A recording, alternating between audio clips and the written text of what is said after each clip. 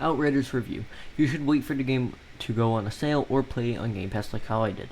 Outriders is a non-life service looter shooter that can be played with friends.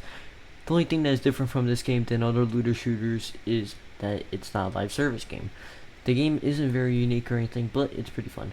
Let's start with story. Outriders are sent to recover probes that contain data so they can colonize Enoch better. It is revealed in the game that you're not a real Outrider, instead you're mercenaries hired to replenish ranks following a fatal accident back on Earth. There is tension between the Outriders and other groups within the colonization efforts because of this. The story feels very generic overall and the potential felt wasted. The story isn't completely garbage. The game has some entertaining cutscenes, but nothing insane. Now onto the gameplay.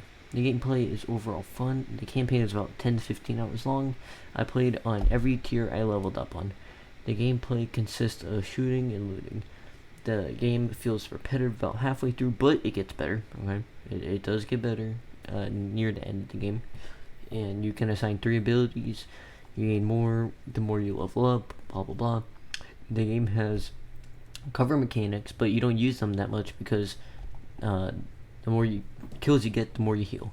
They should have given up on the cover / Gears of War mechanics. Also, you should the skill tree is way too big. It should have been shorter, and in my opinion, it should have felt more important. Like, the ability should have felt more important. So it encourages you to level up and stuff, and it would have made the skill tree a little bit more condensed. Also, the loot is very good. In most looter shooters, you have loot and you almost never use it. In this game, I felt more compelled to use the loot, which is always good. Also, you can choose between 4 classes, and I played through the game as Devastator, a big brute. The game wants you to play very aggressive, so if you don't like that, it might suck. It might suck. Also, there is a good amount of enemy variety, and that's really good. And the enemies feel good to kill. The shooting is not amazing or anything, but it feels good. It gets through the game good. Now to the hub world. The hub world is like a normal hub world. Let me explain about that though. There are shops, side missions, and more you probably expect. Now back onto the world tiers. The world tiers are basically a difficulty setting. The higher the world tier, the higher the loot. But you can't really exploit it, which is also good.